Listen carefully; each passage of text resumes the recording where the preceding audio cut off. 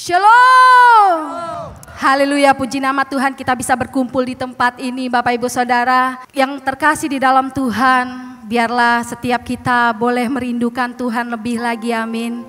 Saya undang semuanya untuk bangkit berdiri bersama. Berikan sapa, senyum, salam terlebih dahulu Bapak Ibu Saudara. Lihat kanan kirinya, katakan ucapan berkat bagi kanan kirinya. Saya yakin, percaya bahwa Bapak Ibu Saudara hadir di tempat ini membawa kerinduan yang lebih lagi untuk Tuhan, amin. Kita sama-sama mau menyembah Tuhan, memuji Tuhan dengan segenap hati kita. Mari kita akan bersatu hati dalam doa Bapak Ibu Saudara. Angkat kedua tangan kita di hadapan Tuhan. Terima kasih ya Tuhan Yesus, karena kebaikan-Mu dalam kehidupan kami ya Tuhan. Kami boleh ada sampai hari ini ya Tuhan Yesus. Terima kasih buat berkat-Mu dan anugerah-Mu ya Tuhan. Kami serahkan ya Tuhan ibadah kami ini dari awal pertengahan sampai kepada akhirnya. Biarlah Tuhan yang berdaulat atas kehidupan kami lebih lagi. Terima kasih ya Tuhan Yesus. Haleluya. Sama-sama katakan amin. Mari silakan duduk kembali dalam hadirat Tuhan Bapak Ibu Saudara. Biarlah kita sama-sama nikmati Tuhan di tempat ini. Dengan kerinduan kita menyembah Tuhan. Sama-sama dari awal kita naikkan lagu ini. Ku datang dengan syukurku, membawa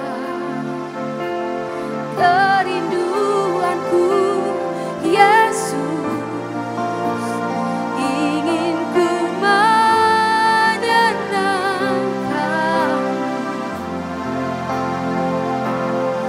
Amin ya Tuhan Yesus. Karya-Mu indah bagiku, kasih-Nya menyelamatkanku, Yesus. Inilah persembahanku. Bersama nyanyikan, ku membawa hatiku, hanya Engkau di hidupku, Yesusku, Kau terindah. Selamanya ku menyembah-Mu, ku membawa hidupku. Inilah persembahanku, Tuhan Yesusku yang terindah. Selamanya ku menyembah-Mu, Yesus. Lebih lagi Bapak Ibu Saudara, nyanyikan lagu ini dengan segenap hati kita, dengan kesungguhan hati kita. Dari awal bersama sekali lagi katakan,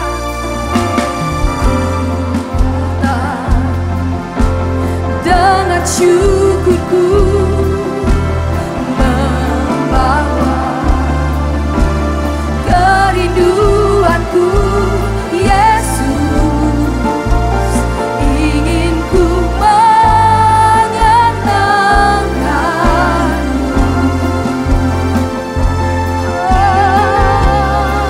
Karya-Mu, karya-Mu indah bagiku, kasih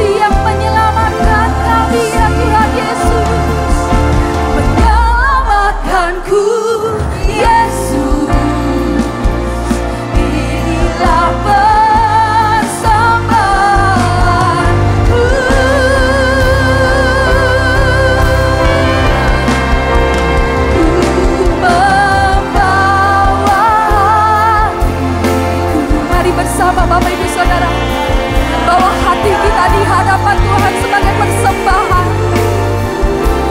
Yes, Jesus. Engkau yang terindah.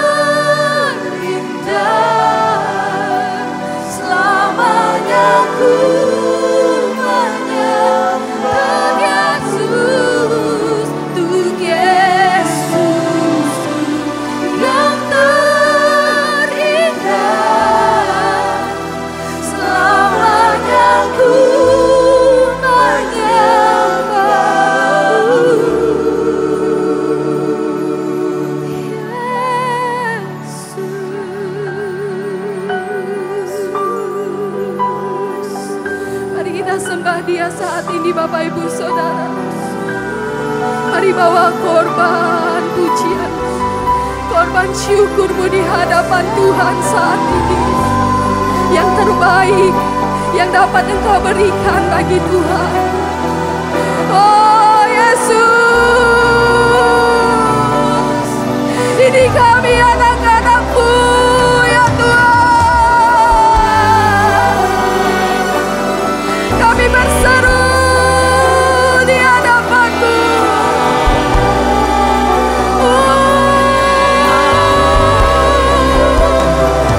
Mari Bapak Ibu Saudara lebih dalam lagi nikmati kebersamaan dengan Tuhan saat ini.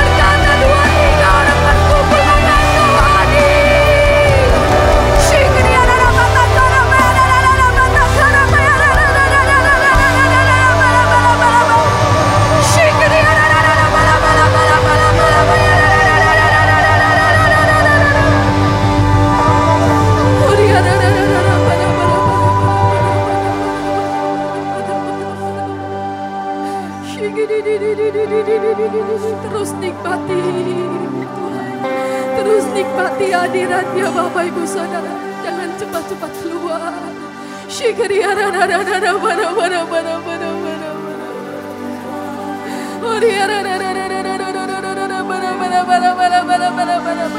Kami merendahkan hati kami saat ini di hadapan-Mu. Kami membawa hidup kami sebagai persembahan yang hidup dan berkenan di hadapan-Mu Tuhan.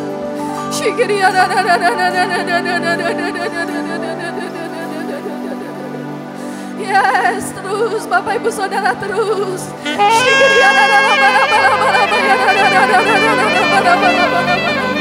Yes, Jesus. Ibadah ini adalah milik-Mu ya Tuhan Yesus. Engkau-lah yang diagungkan, Engkau-lah yang ditinggikan.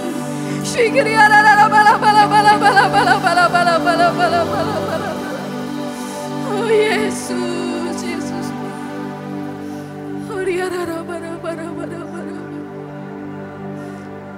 You are worthy of it all. You are worthy of it all.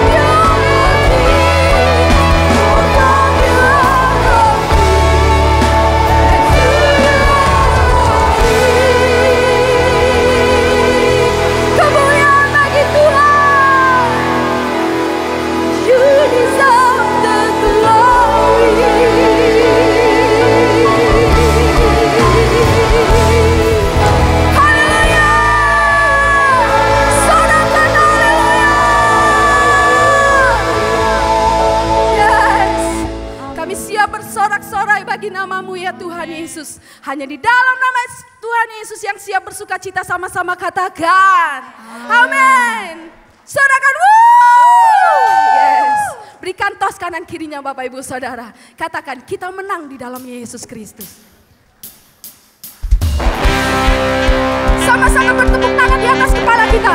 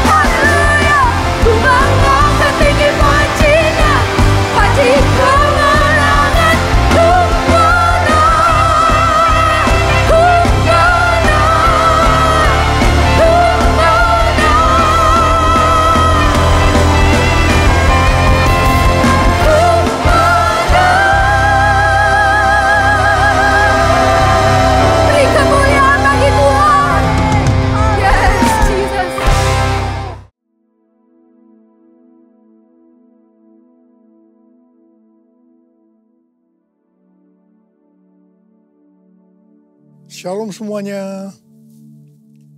Menurut kalender Ibrani, dari tanggal 23 September 2025 sampai dengan 12 September 2026, kita memasuki tahun 5786 yang disebut PVAV. PVAV itu artinya 86. Angka 80 menggambarkan mulut. Huruf VAV mewakili angka 6. Huruf VAV memiliki bentuk seperti paku atau kait penghubung. Dalam Alkitab, huruf VAV sering dipakai dalam kata penghubung dan. Seperti yang terdapat dalam Kejadian 1 ayat 1. Pada mulanya Allah menciptakan langit dan bumi. Jadi huruf VAV ini menggambarkan terhubungnya Allah dan umat manusia dalam sebuah perjanjian, covenant. Saya percaya sebagai umat perjanjian, hari-hari ini kita harus semakin terhubung dengan Allah, makin intim dengan Dia. Angka 6 berbicara tentang manusia, karena Tuhan menciptakan manusia pada hari ke-6. Kejadian 1 ayat 26 sampai 31. Jadi angka 6 seperti menggambarkan upaya atau kekuatan manusia. Saya percaya melalui pengertian tahun 5786 atau PVAV, Tuhan menuntun kita untuk sampai kepada penyelesaian amanat agung 2033. Saya akan mengingatkan bahwa goal kita menjadi orang percaya sesuai dengan Roma 8 ayat 29 adalah menjadi serupa dengan gambar Yesus. Artinya kita harus menjadi murid Tuhan Yesus. Sesuai dengan 1 Yohanes 2 ayat 6. Siapa yang mengatakan bahwa ia tinggal di dalam Dia, ia wajib hidup sama seperti Kristus telah hidup. Kalau kita hidup sama seperti Kristus telah hidup, maka kita akan menjadi serupa dengan gambarnya, yaitu murid Tuhan Yesus. Tugas utama kita sebagai murid Tuhan Yesus tanpa melihat profesi kita sesuai dengan Matius 28 ayat 19 dan 20 adalah menjadikan semua bangsa murid Tuhan Yesus yang artinya menyelesaikan amanat agung. Salah satu jawaban Tuhan Yesus ketika ditanya oleh murid-muridnya tentang tanda kedatangannya dan tanda akhir zaman terdapat dalam Matius 24 ayat 14 yang berkata, dan Injil kerajaan ini akan diberitakan di seluruh dunia menjadi kesaksian bagi semua bangsa. Sesudah itu barulah tiba kesudahannya. Dengan perkataan lain dikatakan bahwa kalau amanat agung sudah selesai, maka sesudah itu Tuhan Yesus datang.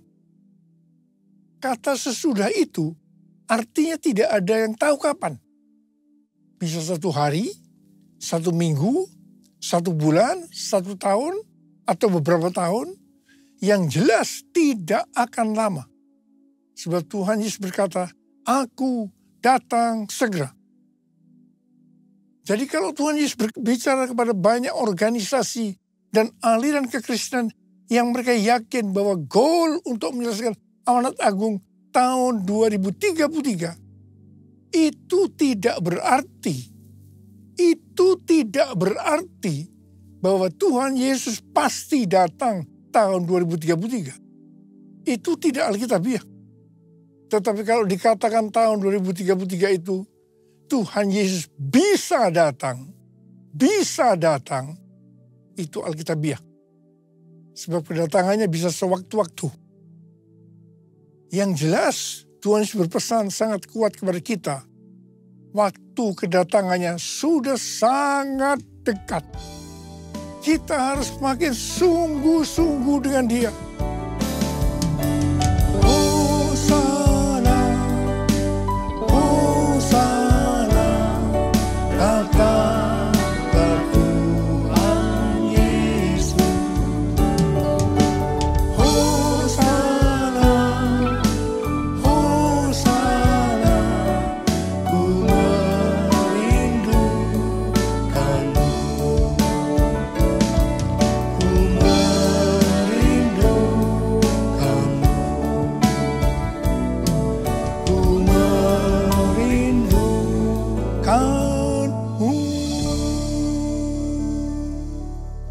sampai tahun 2033, Tuhan Yesus terus menuntun kita melalui tahun 5786 atau PFAF. Tuhan berpesan kepada kita untuk yang pertama, perhatikan mulut. Angka 80 menggambarkan mulut. Memasuki PFAF atau 86, kembali Tuhan mengingatkan tentang mulut. Mulut harus dipakai untuk lebih banyak memperkatakan hal-hal surgawi ketimbang tentang hal-hal duniawi. Mulut kita harus dipakai untuk memuliakan Tuhan, menjauh dari segala kejahatan, dan saling membangun. Efesus 4 ayat 29 berkata, janganlah perkataan kotor keluar dari mulutmu, tetapi pakailah perkataan yang baik untuk membangun, di mana perlu, supaya mereka yang mendengarnya beroleh anugerah. Tuhan Yesus berkata dalam Matius 12 ayat 36 dan 37, aku berkata kepadamu, setiap kata gegabah yang diucapkan orang akan dipertanggungjawabkannya pada hari penghakiman. Sebab menurut ucapanmu engkau akan dibenarkan, dan menurut ucapanmu pula engkau akan dihukum. Saya ingatkan bahwa kita harus berhati-hati dengan mulut kita. Juga dengan apa yang kita ketik. Apakah itu hoax atau ujaran kebencian, supaya jangan kita dihukum. Tuhan Yesus mengingatkan dalam Yohanes 8 ayat 43 dan 44. Supaya jangan berdusta. Iblis adalah pendusta. Dan bapa dari segala dusta. Jadi kalau kita sering berdusta, itu berarti bapak kita adalah iblis. Orang yang sering berkata bohong, dia akan terus berbohong. Untuk membuat ceritanya sepertinya benar dan masuk akal. Orang yang seperti ini akan berurusan dengan Tuhan. Hati-hati. Saya berdoa agar kita menanggalkan dusta. Supaya kita hidupnya berkenan kepada Tuhan. Hal ini juga sesuai dengan Mazmur 34 ayat 13 sampai dengan 15. Siapa di antaramu yang mencintai hidup dan mendambakan hari-hari penuh kebahagiaan? Jagalah lidahmu dari yang jahat dan bibirmu dari ucapan yang menipu. Jauhilah yang jahat dan lakukanlah yang baik. Carilah perdamaian dan raihlah dia. Ada kalanya Tuhan menghendaki agar kita berdiam diri. Berpuasa berbicara sebagai tindakan penguasaan diri. Ini juga adalah bagian dari strategi peperangan rohani. Ingat waktu bangsa Israel menghancurkan tembok Yerikho. Saya akan mengajak kita semua berjanji di hadapan Tuhan untuk memakai mulut kita untuk kemuliaan Tuhan. Mulutku penuh dengan pujian kepadamu ya Yesus Tuhan. Sepanjang hari ku beri penghormatan kepadamu ya Allahku. Kepadamu ya Allahku.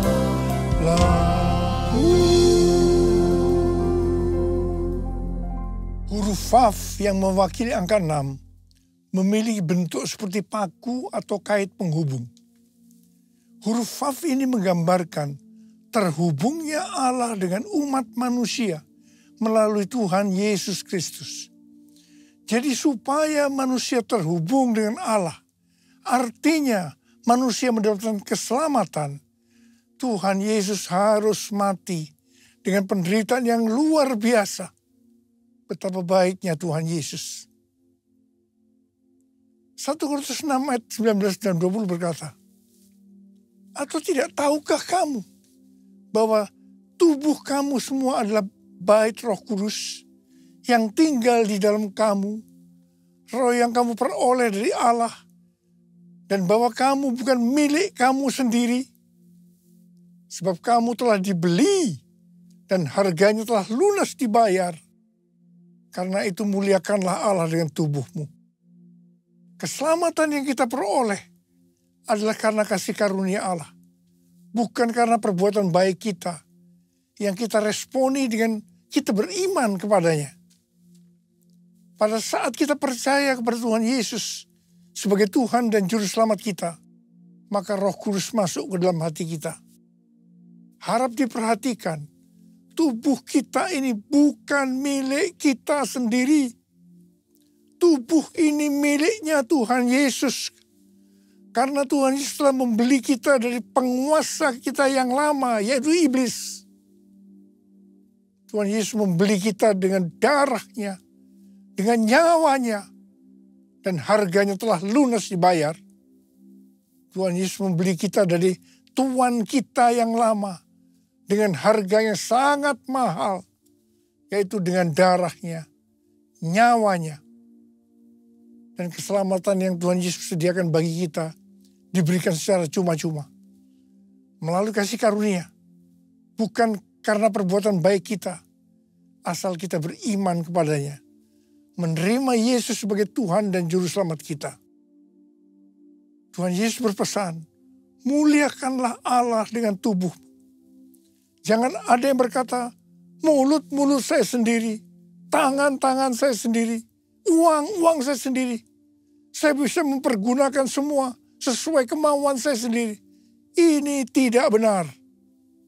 Sekali lagi saya mau katakan, tubuh ini bukan milik kita sendiri, tetapi miliknya Tuhan Yesus. Muliakanlah Allah dengan tubuh. It's all about you. It's all about you. It's all about you, Jesus. It's all about you. It's all about you. It's all about you, Jesus. Huruf Vav yang mewakili angka 6 berbicara juga tentang manusia. Karena Tuhan menciptakan manusia pada hari ke-6. Jadi angka 6 dapat menggambarkan upaya atau kekuatan manusia. Dalam Yakobus 4 ayat 6 dikatakan, Allah menentang orang yang congkak, tetapi memberi anugerah kepada orang yang rendah hati. Orang yang sombong atau congkak itu artinya orang yang tidak memiliki kasih. 1 Korintus 13 ayat 1-3 berkata, sekalipun kita dapat berbicara dalam semua bahasa manusia dan bahasa malaikat, sekalipun kita mempunyai karunia untuk bernubuat, sekalipun kita mengetahui segala rahasia dan memiliki seluruh pengetahuan, sekalipun kita memiliki iman yang sempurna untuk memindahkan gunung, sekalipun kita membagi-bagikan segala sesuatu yang ada pada kita, bahkan menyerahkan tubuh kita untuk dibakar. Tetapi jika tidak memiliki kasih, kita sama sekali tidak berguna. Bukan rahasia lagi, kejatuhan kita termasuk hamba-hamba Tuhan dikarenakan kesombongan. Pada suatu hari, hamba Tuhan yang adalah rekan saya yang dipakai Tuhan datang kepada saya bercerita tentang penyakit yang dideritanya. Sudah berbulan-bulan dia mengalami tekanan dalam hidupnya. Waktu dia bercerita kepada saya, tiba-tiba Tuhan berbicara kepada saya untuk disampaikan kepada teman saya lain. Saya bilang, kalau kita mau dipakai Tuhan dengan lebih dahsyat, maka kita harus dilemahkan. Dia memandang saya. Dan sambil menunjuk kepada saya, dia berseru dengan suara keras, yes, yes, yes. Ini berarti dia sudah mendapat jawabannya. Sebetulnya kata-kata yang Tuhan berikan kepada saya, ini adalah pengalaman dari Rasul Paulus. Kesaksian Rasul Paulus dalam 2 Korintus 12 ayat 1 sampai dengan 10. Bahwa dia diangkat ke surga tingkat 3 atau Firdaus. Dia mendengarkan kata-kata yang tidak terkatakan, yang tidak boleh diucapkan manusia. Ini pernyataan yang luar biasa. Supaya jangan sombong dengan pengalaman yang luar biasa ini. Dia diberi duri dalam daging. Yaitu utusan iblis yang menghantam dia. Rasul Paulus sudah 3 kali minta kepada Tuhan untuk dilepaskan dari ini. Namun jawaban Tuhan, cukuplah anugerahku bagimu. Sebab justru dalam kelemahanlah kuasaku jadi sempurna. Rasul Paulus menerima dengan rela untuk dilemahkan. Dia bilang, aku senang dan rela dalam kelemahan. Di dalam siksaan, di dalam kesukaran, di dalam penganiayaan, dan kesengsaraan karena Kristus. Sebab jika aku lemah, maka aku kuat. Dari kesaksian Rasul Paulus ini jelas, penyebab utama dari hamba Tuhan tidak bisa dipakai oleh Tuhan lebih lagi adalah karena kesombongan. Kalau dia rela dilemahkan, Tuhan pakai lebih lagi. Tetapi jika tidak, semuanya selesai. I bless your name, I bless your name, I give you honor, give you praise. You are the life, the truth, the way. I bless your name, I bless your name, I bless your name, I bless your name. Tahun 2000, saya mengalami tekanan berat dalam pelayanan saya. Saya berteriak kepada Tuhan. Dan Tuhan menjawab, kamu sombong, kamu arogan. Saya tidak mau berdalih dengan Tuhan. Saya minta ampun dan saya tanya, apa yang harus saya perbuat? Yang pertama, turunkan nama gereja yang kamu bangga-banggakan. Dan hal yang kedua, kamu minta maaf kepada gereja-gereja dan kepada hamba-hamba Tuhan lainnya. Saudara, untuk melakukan ini tidak mudah. Betul-betul harus punya niat untuk merendahkan diri. Waktu itu jumlah gereja kita sekitar 400. Dan tidak semua orang yang saya mintai maaf dengan rela memaafkan saya. Ada yang sinis, ada yang berkata, Niko punya taktik apa lagi ya? Dan saya melakukan ini selama beberapa tahun. Beberapa tahun dengan sungguh-sungguh. Saya benar-benar dilemahkan oleh Tuhan. Tapi setelah itu apa yang terjadi? Yang pertama, rekonsiliasi di antara gereja-gereja terjadi. Dan roh doa turun. Transformasi Indonesia terjadi. Haleluya. Setelah World Prayer Assembly di SICC tahun 2012, maka saya diproses oleh Tuhan. Ini di tengah-tengah healing movement ministry. Pelayanan kesembuhan. Mungkin dengan tidak sadar saya mulai sombong. Mencuri kemuliaan Tuhan. Memang pelayanan kesembuhan gampang membuat kita sombong. Karena dieluk-elukan, dipuji-puji orang. Tuhan turun tangan. Saya dilemahkan. Hampir 6 bulan, tiap hari perut saya sakit luar biasa. Kepala juga sakit. Saya sudah diperiksa oleh dokter. Di kolonoskopi, di endoskopi, tetapi tidak ada penyakitnya. Tiap kali saya berkhotbah, menyanyikan pujian penyembahan, itu selalu ada di tengah-tengah kesakitan. Dan saya selalu berkata, kapan ya selesainya tugas saya ini? Jadi tidak ada kesempatan untuk saya menjadi sombong. Malah kalau boleh menawar, saya mau istirahat dulu dari pelayanan ini. Tapi tidak bisa. Karena Tuhan terus menyuruh saya. Terus melayani. Setelah 6 bulan saya diproses seperti itu.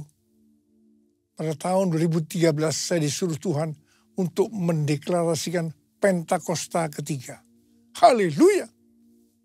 Saya percaya kalau saya tidak dilemahkan, pasti pelayanan saya tidak mencapai 13 tahun dengan 318 kali pelayanan yang kebanyakan di lapangan-lapangan. Terima kasih Tuhan. Tuhan Yesus baik.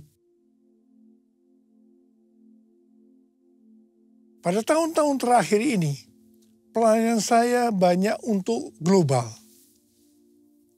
Seperti yang Tuhan katakan, gerakan Pentakosta ketiga ini dimulai dari timur ke barat dan kembali ke Yerusalem. Barat yang dimaksudkan ini adalah Amerika.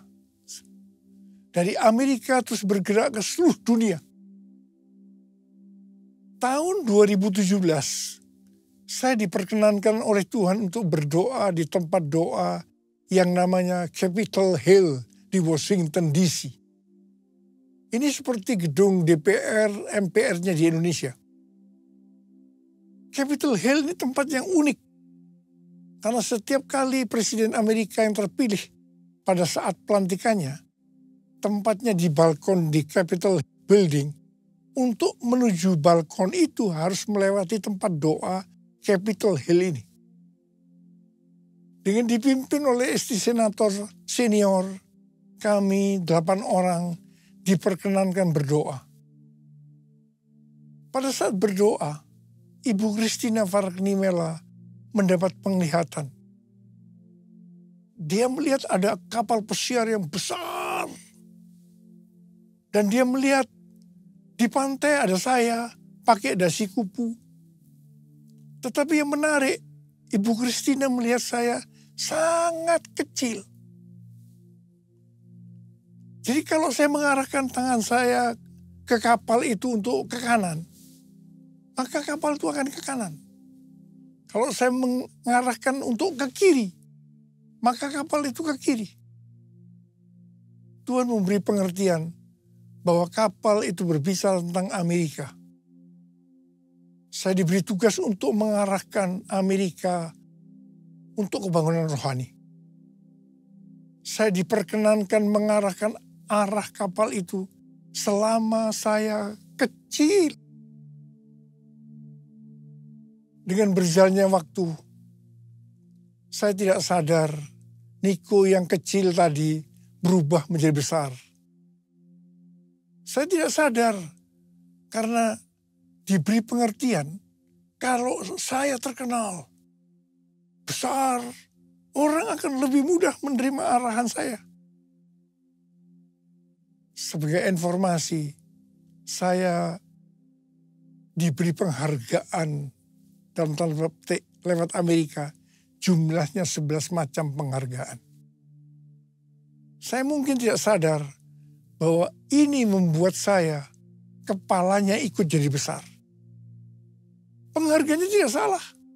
Yang salah adalah saya dalam merespon penghargaan itu. Akhirnya Tuhan turun tangan. Saya harus dilemahkan supaya menjadi kecil. Ini prosesnya. Hari Jumat tanggal 22 Agustus 2025, Ketua Umum dan Ketua 1 Church of God datang ke Sentul menemui saya, yang salah satunya mengingatkan saya harus hadir tanggal 23 September 2025 di Amerika untuk peresmian Church of God Niko Nyoto Raharjo Global Prayer Center. Saat itu kondisi saya sudah kurang baik.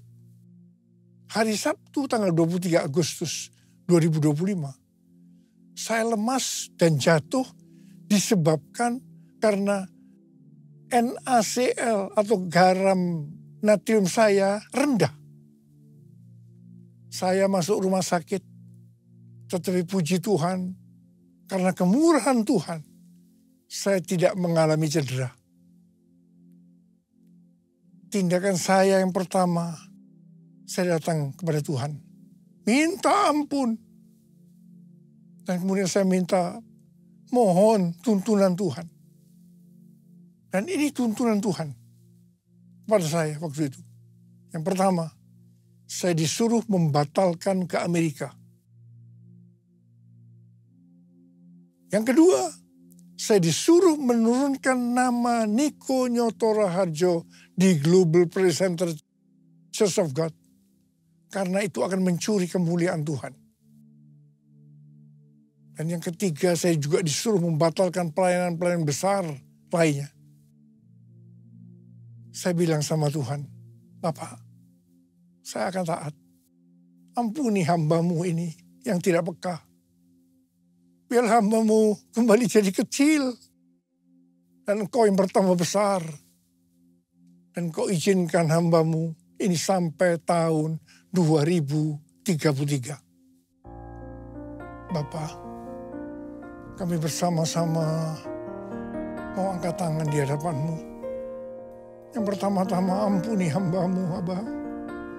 Ampuni hamba-Mu. Ampuni kami semua.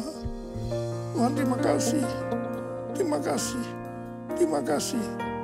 Izinkan kami semua, Tuhan, untuk bisa menyelesaikan amanat agung sampai tahun 2033. Bapa, berkat-Mu turun ke atas kami semua. Ya Tuhan. Ya Bapa, ya Bapa, ya Bapa. Yesus, ku sembahkan, sujud di hadapan-Mu, keinginan dalam hidupku hanya untuk menyembah-Mu. Yesus, ku sembahkan, sujud di hadapan-Mu, keinginan dalam hidupku hanya untuk menyembah-Mu, hanya untuk menyembah-Mu.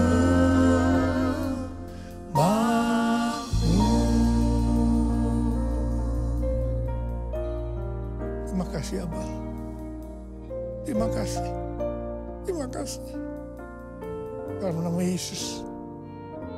Amin.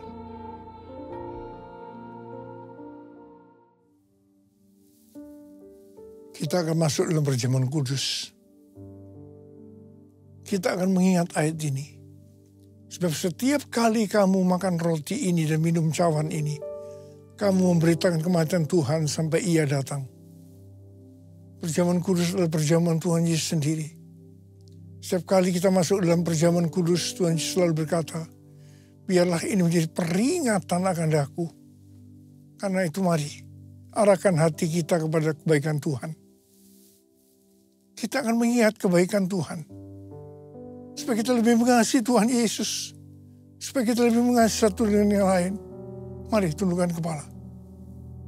Tuhan, siapakah kami ini sebelum kami mengenal Engkau? Kami semua orang berdosa. Upah dosa adalah maut, mati. Tapi Engkau yang tidak berdosa telah dijadikan dosa oleh karena kami. Engkau harus turun dari sorga mulia. Mati ganti kami dengan penderitaan yang luar biasa. Sungguh kalau kau pikirkan betapa baiknya Engkau ya Abah. Itu Engkau ya Abah. Kau jadikan kami sebagai anak-anak-Mu. Kau tuntun, kau bela, kau tegur kalau kami salah. Kau ampuni kami ya Tuhan. Terima kasih buat semuanya. Terima kasih, terima kasih. Tuhan akan memberkati kita melalui perjamuan kudus. Tapi Tuhan mau kita makan dan minum dengan cara yang benar.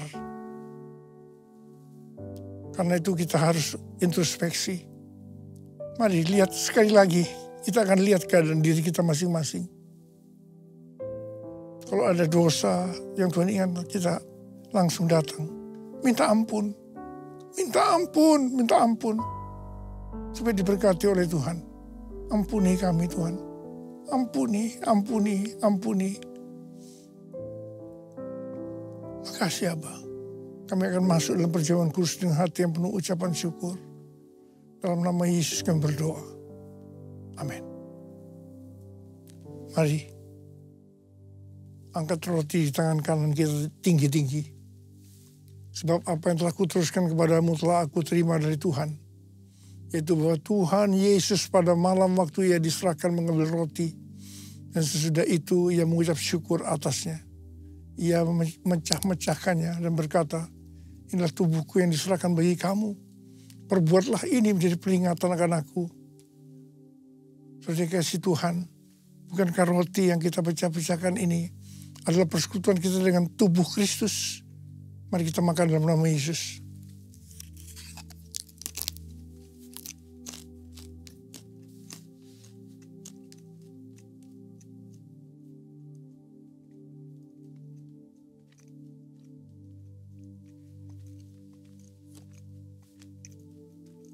Angkat cawan di tangan kanan kita tinggi-tinggi. Demikian juga yang mengambil cawan sesudah makan lalu berkata, cawan ini adalah perjanjian baru yang dimeteraikan oleh darahku. Perbuatlah ini setiap kali kamu meminumnya menjadi peringatan akan aku. Saudara yang dikasih Tuhan, bukankah cawan pengucapan syukur yang atasnya kita ucapkan syukur adalah persekutuan kita dengan darah Yesus? Mari kita minum dalam nama Yesus.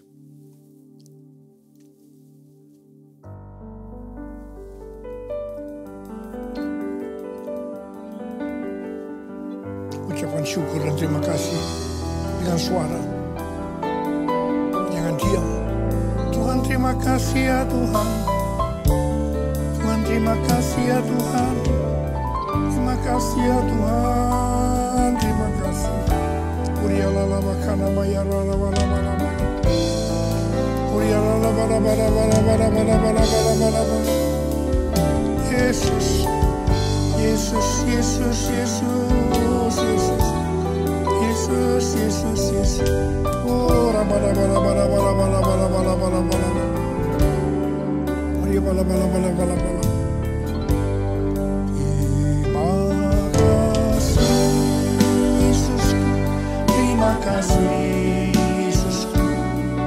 Puji syukur hanya bagi Tuhanku.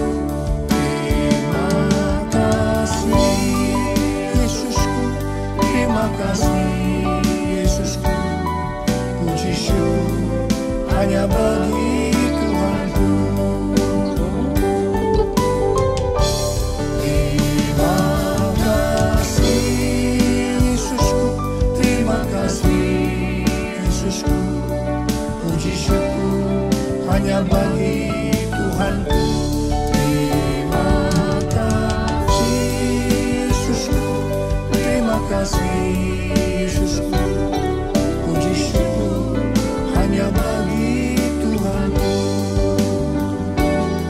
Puji syukur hanya bagi Tuhanku.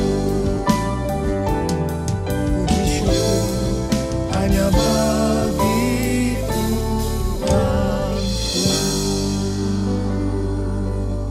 Terima kasih. Terima kasih Abah. Terima kasih. Terima kasih. Sekarang terima berkat Tuhan. Kasih karunia berlimpah-limpah daripada Allah Bapa di dalam Anak yang tunggal Yesus Kristus. Persekutuan yang manis dengan Roh Kudus menyertai kita semua. Mulai hari ini sampai Tuhan Yesus datang menjemput kita di awan-awan. Dan bahkan sampai selama-lamanya. Yang percaya bersama-sama katakan, amin.